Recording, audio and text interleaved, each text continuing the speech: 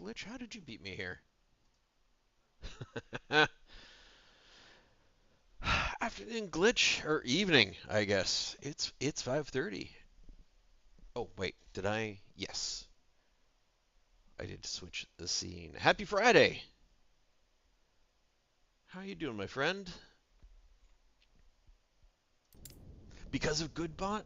I know. Siri bot's a good bot. How's your Friday today?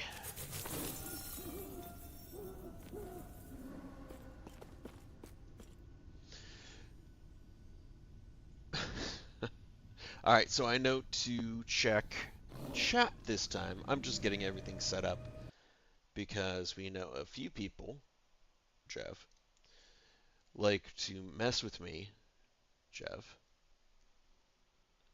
and use multiple resources to chat, Sinessa. Um, so before I even get started, I like to complain about my workplace as much as the next person. Last night we had a power outage. We being actually me, my house, which is all well and good unless you're using a sleep apnea machine. Good, good. My team just Lee just said you're doing. Oh, that's fantastic. That's amazing feedback. Congrats, Glitch. Um, Last night I decided because I went to bed so late that I would use the sleep apnea machine because it's like a power nap with that thing. Unfortunately, we had a power outage, so when the machine that's feeding you air suddenly has no power, you suddenly have no air. So I woke up suffocating and never made it back to sleep. That was around 2:30. Anyway, so my boss actually gave me the some grace to log off a bit early today, and I never did fall back asleep, but at least I was able to lay down for a bit before logging in, or else I would probably be so ridiculously tired that I wouldn't be able to focus this evening. I was staying up late last night. Before I even say that, so to my boss, thank you. Even though you're unnamed on this channel, I appreciate that. So, I stayed up late last night because I wanted to get past the campaign so you can actually see some of the end game. You almost died because I know. Oh, and the reason I it was I was around it was sometime after 8 when I saw the root cause analysis of what that outage happened to be. It was accident. That's it. That's the entire description. It doesn't say, was it an intern accident? Was it a car ran into a transformer accident? Was it alien invasion flew into a tower? Was it what kind of an accident was it? So, but no word on it, just accident. And then Comcast didn't actually come back on until sometime after 8. So that was exciting, but that's okay because I have backup internet. Carl dropped his burrito in the control panel again. Yeah, it's always fucking Carl. Anyway, that guy, we don't trust him anymore. That's why we can't have nice things. So I stayed up last night because I wanted to get past the campaign. Because who wants to watch me level? And I did realize I didn't really give Last Epoch enough credit. So Diablo, yeah, you can skip the campaign entirely once you complete it the first time. Path of Exile, you have to go through it every single time. Last Epoch, you can skip a good portion of the campaign by going through the dungeons, but you can't get the keys for the dungeons unless you go pretty far into the end game. But you can bypass a lot of it. Anyway, we're not going to get into that, and there's plenty of YouTube videos and things like that how to do that. But we're actually going to have to use one of those tricks tonight because my campaign quest is glitched.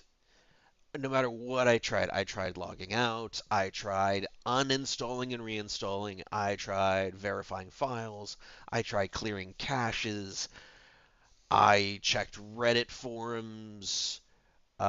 Ultimately, the result is skip the quest that's bugged by going through one of the dungeons. So we have yet to find a key for said dungeon, but that's what we're going to do. That was probably Carl's fault too. Um, Glitch, I do have a favor to ask you.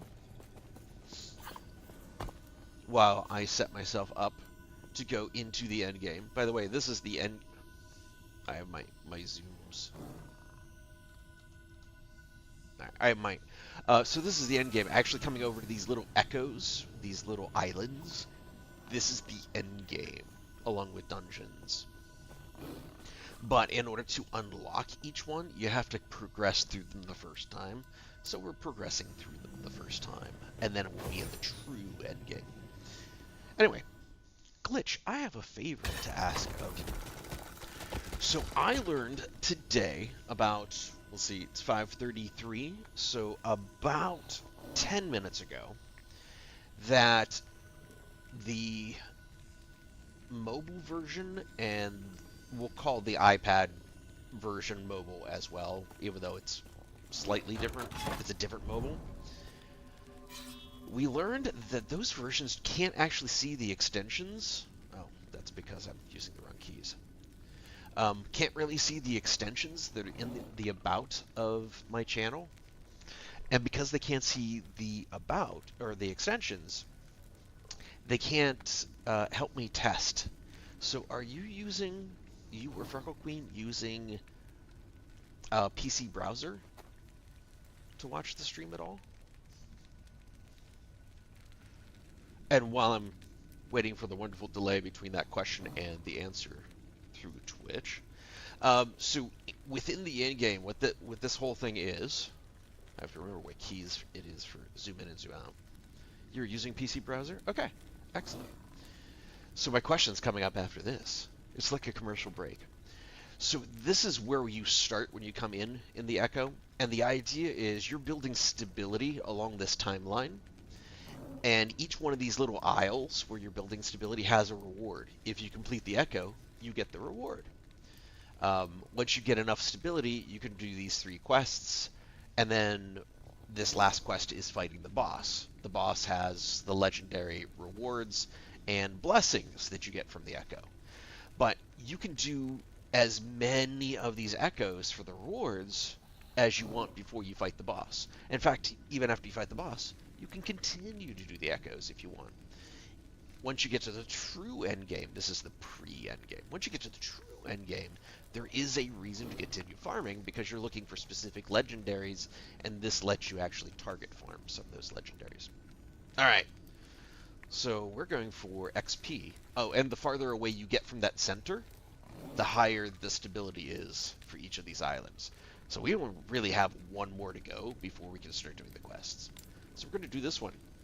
So while I'm zoning in, Glitch, if I reimburse you for bits that I'm about to ask the favor for, in my browser, in my channel extensions, I have 2 things that I I can test, but I don't trust that my tests are what other people truly see. So if I reimburse you for like $5 worth of bits, would you test both the stickers and the screen attacks? Not, it doesn't have to be today, but maybe tomorrow during the Pal World stream, since we're going to have people interacting with the screen anyway. Would that be okay? I'd really appreciate that. That way I know it's really configured properly, and then I won't have to worry about it again. I just don't trust that my test widget is really what everybody else is seeing. And I don't have a... Twitch really needs some way to test what other people are seeing on your account without going live. And to my knowledge, they don't have that. Look, bad mod if I didn't realize this was a Diablo 4. No, not a bad mod, just maybe a bad mod. No, no, you're not a bad mod. This is, it's right in the title, just so you know. And I modified the the loot filter so I can actually see if you happen to see these large. Aw. This is my once per year day. Thank you for testing that. I know that one. I know the stickers are now configured. I configured it so they don't stick around. They stuck around for like 5 minutes in testing. It looks like they're still sticking around for a really long time.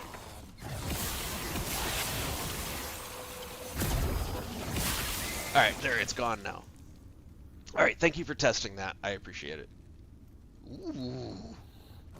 Oh wait, that's what I'm wearing. I don't care about that. And the other one was screen attack. By like throwing a tomato on the screen. Can you see, is that one there? I think one of those you could actually use channel points for, and not bits. And that's one of the reasons why I chose it. I don't remember if it's the stickers or the screen attack. Because I was looking for something that viewers could spend points on, or karma on. Not points, karma. Because that's what we call them. Alright, and let me know how much you bought so I can actually just... Settle down or die.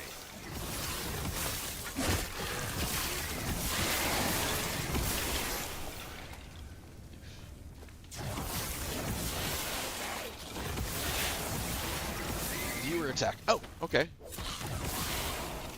I didn't see it. Did it happen? I didn't hear a notification. I missed it. Yeah, it's pretty sticky. Yeah, it was pretty sticky.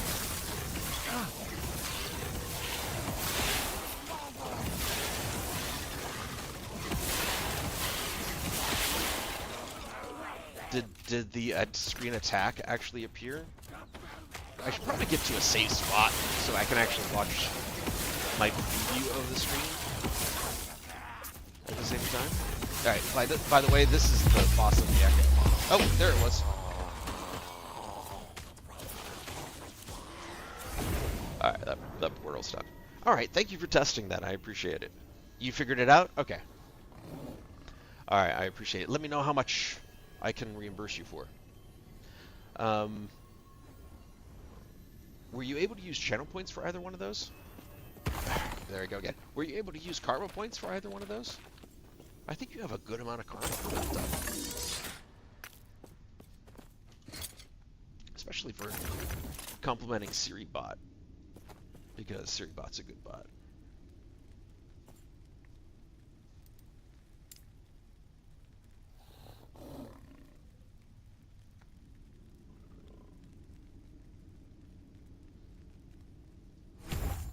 Go there.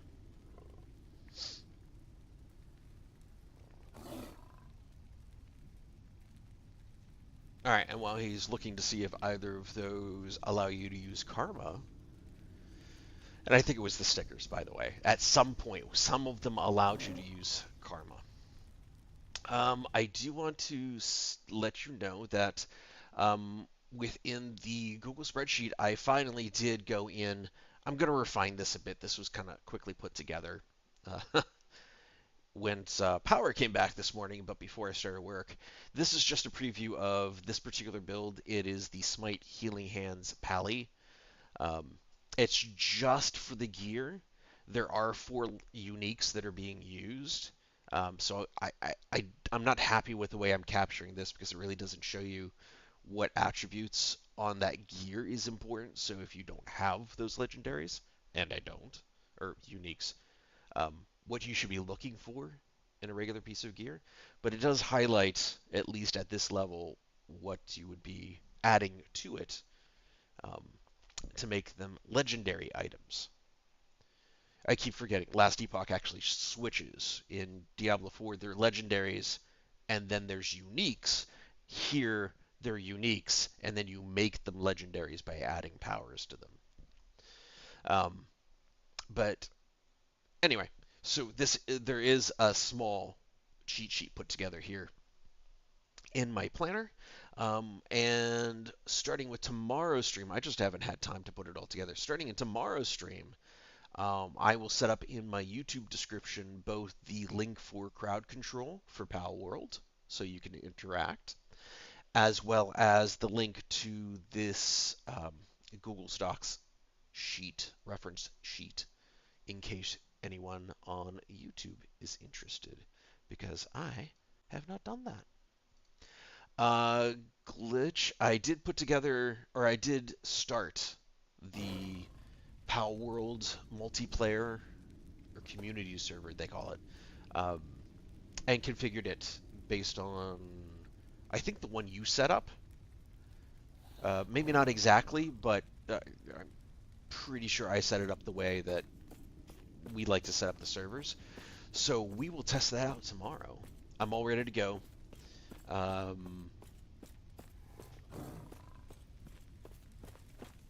right.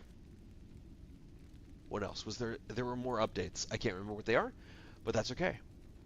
Oh, I know. So one of the reasons why last night was so hard to find people to raid, TwitchCon is going on, which is why 2 nights ago when we tried to raid Streamer House, it's reruns because nobody's there. You're a legend builder now. Ooh. Yeah, I want to see that. I definitely want to see that. You'll have to share that world code with me again. Um, so it's probably going to be a little tough to find somebody to raid again tonight. So we'll probably just go with one of the music DJs that are pretty consistent. 80s is most likely to be streaming tonight because they're very consistent, but hopefully you like 80s music as well, and that's all right. But if we see like Choom on, of course we'll raid him. But anyway, that was another item. Yeah, I think that's it. Oh, and I'm gonna see if I can set up CB Ander with Pow World as well tomorrow, and if he'll be able to join in multiplayer, even though he'll be on Xbox and I'm on Steam, if he could do crossplay. I have to look that up. All right, I think that's all of my news announcements for tonight. That should have been it for this first world. Yep, we have enough stability. We needed 240 stability. We have 272. So let's go ahead and do our quests. Because this is an early one, there are very few legendaries. These really aren't worth it. Everything's level 58, which is appropriate for my current level. I think I'm 57. But level 100 is what we're aiming for, and so once we make it to the echoes that are level 100, we've made it to the true endgame, and that's where we start getting some interesting uniques. Alright, let's finish off this echo. Each one of these echoes, basically when I blitz through these early ones, each one takes roughly 20 to 30 minutes to complete. I don't remember all the quests, however. Sometimes things take a little bit, but it usually takes about 20 or 30 minutes, so we should be able to complete all of them this evening and see some in-game content. And then once we get a Temporal Sanctum key, we will check out... I cannot do that. There's another one of the loot turkeys, as Freckleton helped me identify yesterday. And then we will check out the dungeon that will allow us to actually join one of the market guilds, so that we can pick up some of the gear that we actually want to use without having to farm for it ourselves.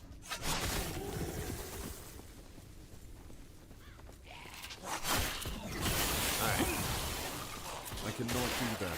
This is also when you really start to see an increase in your level. So each one of these skills that I have spec'd, all the skills are now spec'd out, all 5 of them. The last one was unlocked at level 50. We wrapped up the stream around level 36-ish, I think.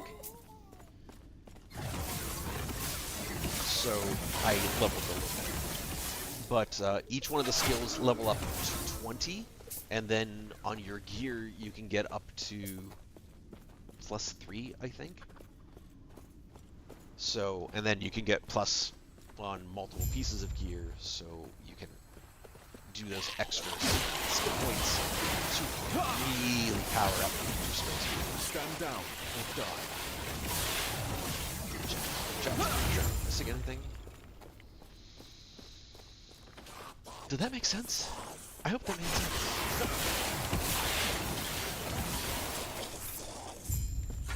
I did notice that with the lack of sleep, and that's all there is to completing some of these quests, it's really straightforward, and not a whole lot to it, but I kind of like that. They're very quick, so much like Diablo, Diablo 4 Nightmare Dungeons, you can run them in 5 minutes or less. So if you only have 15 minutes and lunch break, you want to eat lunch and make a little bit of progress, you can do so. As much as I love Warhammer, I can't do that with Warhammer Space Marines 2 because everything takes 30 to 40 minutes to complete. Alright, these are as... Yep. So we can just get oh, don't want that. See, level 59 already.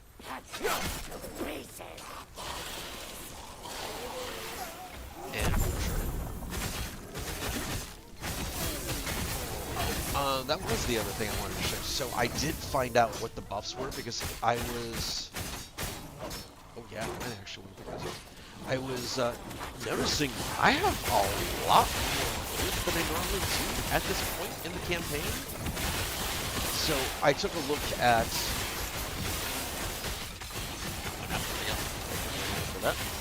so I took a look at the Steam page in order to see what the buffs happen to be, and it makes sense. There's a 50% increase in loot drops that is going on for this upcoming month.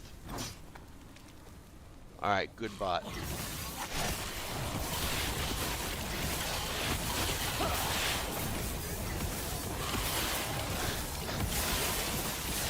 I know Siri can't hear me, but we'll still come. And I love the fact that they actually called it Siri, but not Siri, because, well, copyright infringement.